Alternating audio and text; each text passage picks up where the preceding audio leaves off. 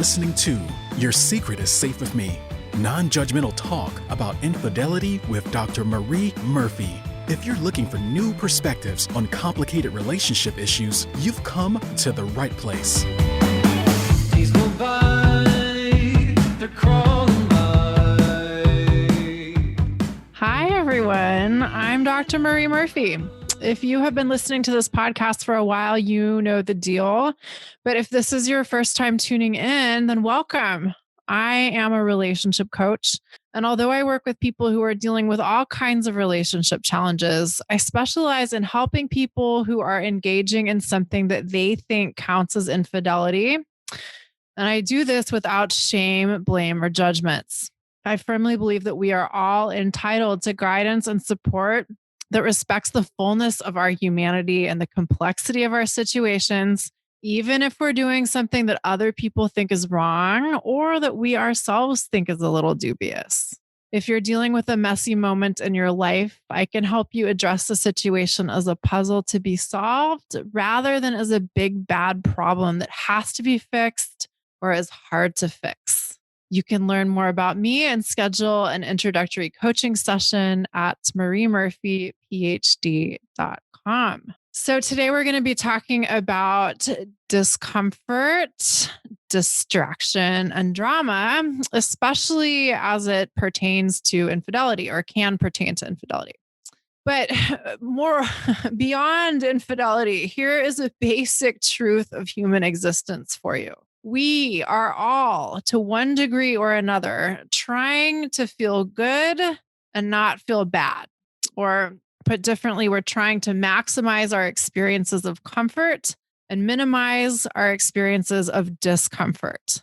And when I'm talking about discomfort, I'm talking about any feeling we don't really want to experience. Maybe that's anger or rage or grief or sadness or vulnerability or loneliness or embarrassment.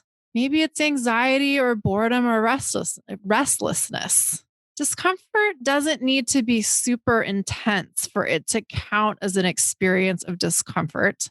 And in fact, sometimes it's the more low-grade experiences of discomfort that cause us the most trouble. Now, sometimes discomfort is a signal that something is really wrong and we need to do something immediately to get ourselves out of harm's way.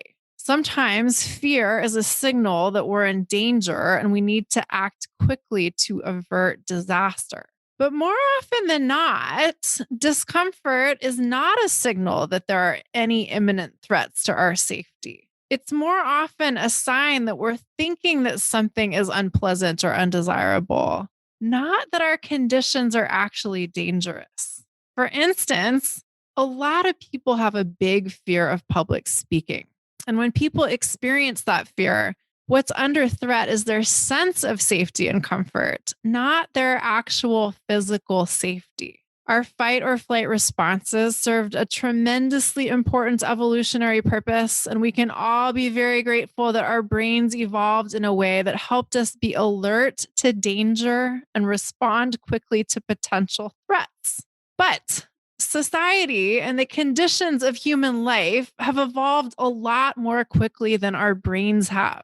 In the current historical moment, human existence is full of experiences that are not actually threatening to our safety, but are very threatening to our sense of comfort or security.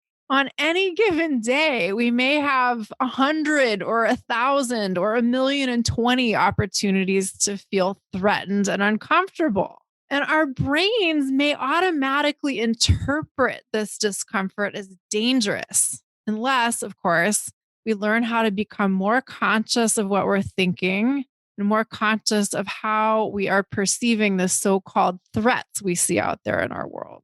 But most of us have not learned how to do this or haven't really put this into practice. And most of us have no idea how to handle uncomfortable feelings when they arise. And as we all know, the thing about discomfort is that it feels uncomfortable. And we tend to interpret discomfort as bad. And most of us don't want to feel bad. So what do? Well, when we feel discomfort, we tend to look for ways of making ourselves feel better. Some of us use substances that help us quickly change our feeling state. Some of us avoid our feelings by overworking or overexercising. Some of us go shopping every time we don't feel great. Some of us watch hours of television to zone out. Some of us look at porn with great frequency. Some of us eat more than we need to, or even more than we want to.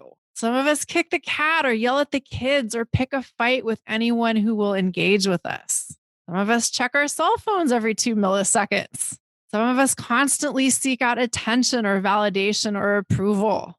Some of us continuously look for romantic or sexual conquests. Some of us want a romantic partner to make us feel good all of the time, and so on. This, of course, is only a short list of the ways in which humans seek relief from their uncomfortable feelings. Now, many of these ways in which we seek relief from discomfort are completely legal, and many are socially sanctioned or even encouraged. And if they aren't legal, even if they aren't legal or socially sanctioned, seeking relief from discomfort does not make you bad. Wanting relief from uncomfortable feelings does not mean there is anything wrong with you. It just means you're a human having a completely understandable response to a normal aspect of human experience, and you haven't learned a different way of dealing with it, which is totally understandable because who the heck teaches us how to deal with our discomfort in a constructive way? Well, not that many people, as far as I know, but life coaches do. So, just to say this again, seeking relief from discomfort does not make you bad. However, there is a but. When we avoid our feelings or numb our feelings or create a buffer between ourselves and our feelings or distract ourselves from our feelings, there are consequences to doing this. For one thing, if we get into the habit of avoiding our feelings, it's pretty likely that we will not build our capacity to tolerate discomfort. And that has all kinds of implications for our lives.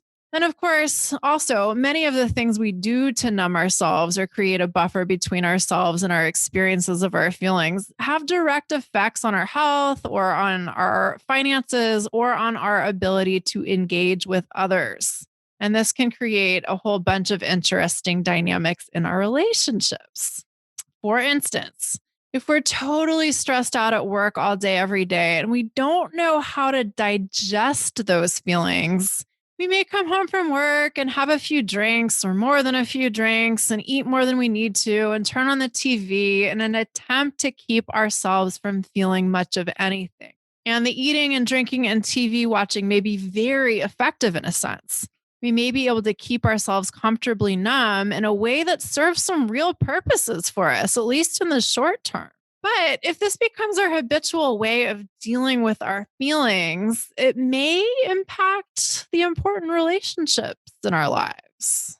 Time spent eating and drinking and watching television is not time spent doing other things. For instance, maybe cultivating intimacy with our partner.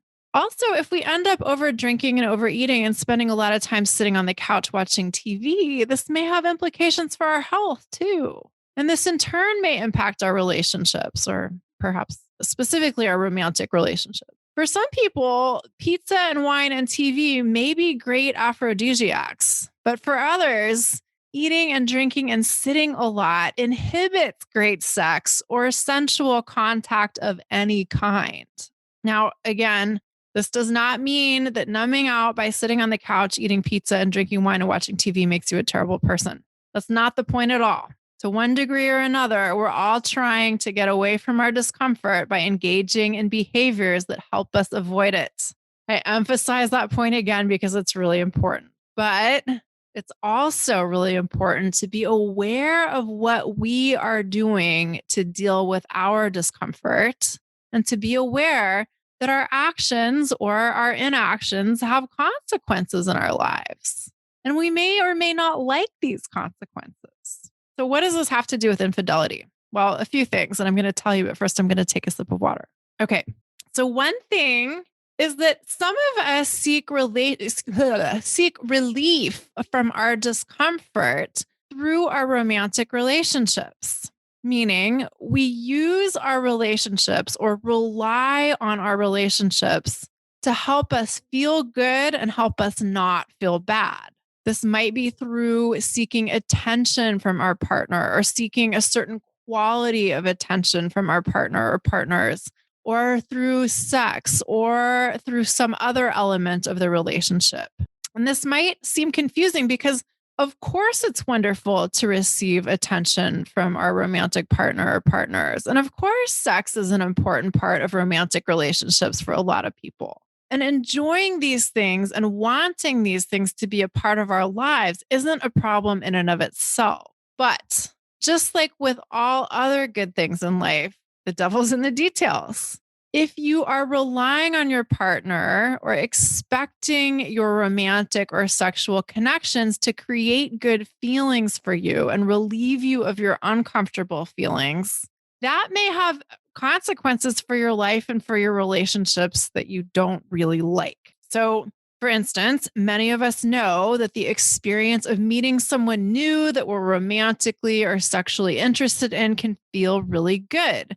And this is often called new relationship energy. Some episodes back, when I interviewed Dr. Tammy Nelson, I think she said that there have been studies that show that the experience of being in new relationship energy is neurologically similar to the experience of being high on cocaine.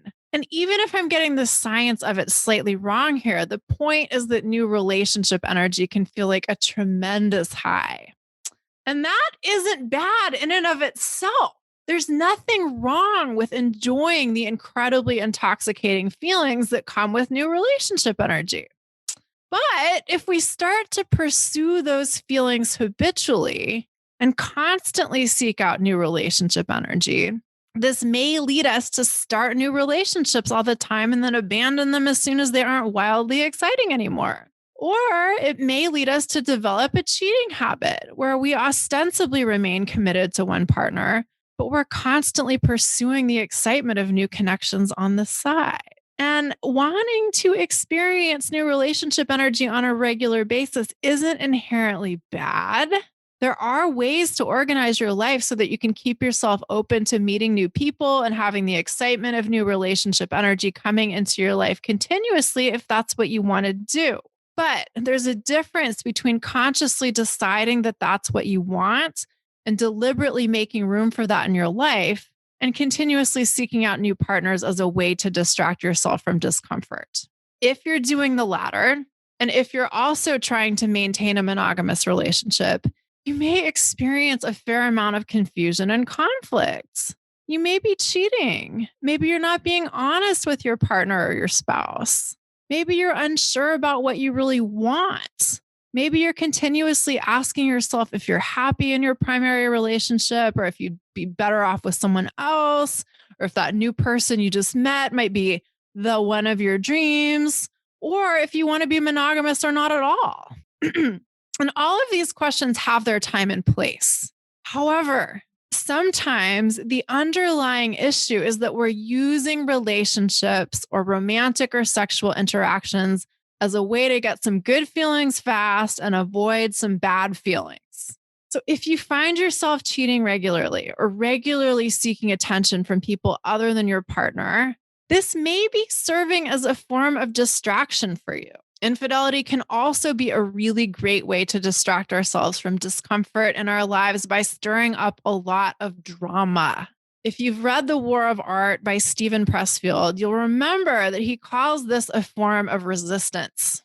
Pressfield talks about the extraordinary discomfort that any creative undertaking requires us to tolerate and the lengths to which we will go to avoid this discomfort and resist doing our creative duty, so to speak. And as he rightfully points out, having an affair can be a great way to stir up a lot of drama in our lives. And all of that drama can be very emotionally intense and seemingly high stakes and full of life-altering decisions to be made. And all of that excitement and action and urgency can seem all-consuming. And this can provide great justification to avoid dealing with other things in our life that might be really uncomfortable to take on. In The War of Art, Stephen Pressfield is mostly talking about the discomfort that comes with major creative undertakings, but I see people having affairs in conjunction with trying to avoid discomfort in other areas of their lives too. Sometimes having an affair is a great way to avoid dealing with tension or stagnation in a marriage or in our primary relationship. Sometimes having an affair is a great way of distracting ourselves from grief. Sometimes having an affair can provide us with a set of problems to solve that seem a lot more compelling and urgent than dealing with the fact that we hate our career and we desperately want to make a shift, but have no idea how to start that process or if change is even possible for us. None of this is to deny the validity of the relationships and the feelings and the experiences involved in affairs that may be an unconscious means of distracting ourselves from a major area of discomfort in our lives. Of course, there are real people and real lives and real relationships and real feelings involved in any affair, and these things matter. But the point is that sometimes the affair isn't the main point for you and your life as a whole. It may seem like it is for all of the reasons I mentioned a moment ago, but not just in spite of all of this, but because of it. Sometimes an affair is just a red herring that's diverting your attention away from a less glamorous, but still very important thing in your life that would really benefit from your full attention. Saying that affairs can help us avoid discomfort might sound bizarre or counterintuitive because affairs can certainly create a lot of strong feelings, some of which may be very uncomfortable indeed. But those flavors of discomfort may seem a lot more interesting and attractive than other flavors of discomfort. Plus, as uncomfortable as affairs may be in some respects, they're also usually exciting and great in others. Why else would you bother? So, if you're in the midst of a roller coaster ride of an affair, it's worth asking yourself, what purpose is all of this drama serving for me? What am I getting out of being super consumed by this affair? Or perhaps, what is my focus on this affair allowing me to avoid? One last way that our desire to feel, well, not the last way, but the last way I'm going to talk about in today's episode, that our desire to feel good feelings and avoid bad ones can be related to infidelity is this. Sometimes we'll be in a monogamous, committed relationship with someone. And although we love that person and care about them and the relationship, the spark may have fizzled and the relationship may have gone from super amazing to kind of okay, or maybe not quite all that okay. And we aren't really sure what to do about this. Maybe we try some things to revitalize the relationship. Maybe we drag our partner to couples counseling and nothing seems to work. But we don't necessarily want to end the relationship with our partner, or perhaps we don't know how to end the relationship with our partner. And this situation may create a lot of discomfort in our lives. We may feel uncertain and sad and lonely and confused and neglected and maybe a little bit rejected and perhaps all of the above and a whole bunch of other things too. And then someone new and amazing comes along and we develop a connection with that person. And we start to feel like we're getting all of the things from this new person that we aren't getting from our boring old spouse or partner who's back at home, sitting on the couch every night, eating pizza and drinking wine and watching TV instead of paying attention to us. So enjoying an exciting new relationship with someone else may seem like a perfect way to deal with the feelings we have about our old relationship.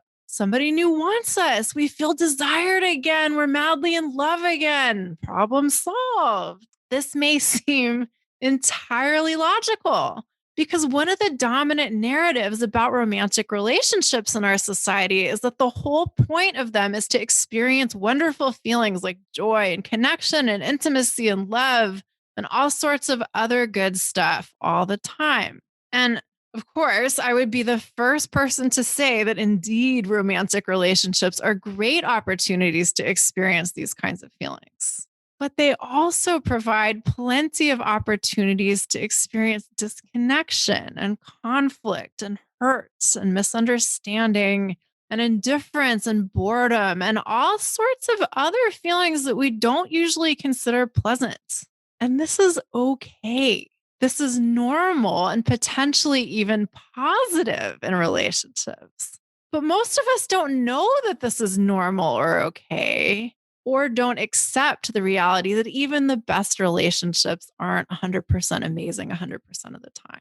So even if we want to be monogamous, it can be very hard to figure out how to make sense of and deal with the discomfort that naturally arises in committed ongoing relationships.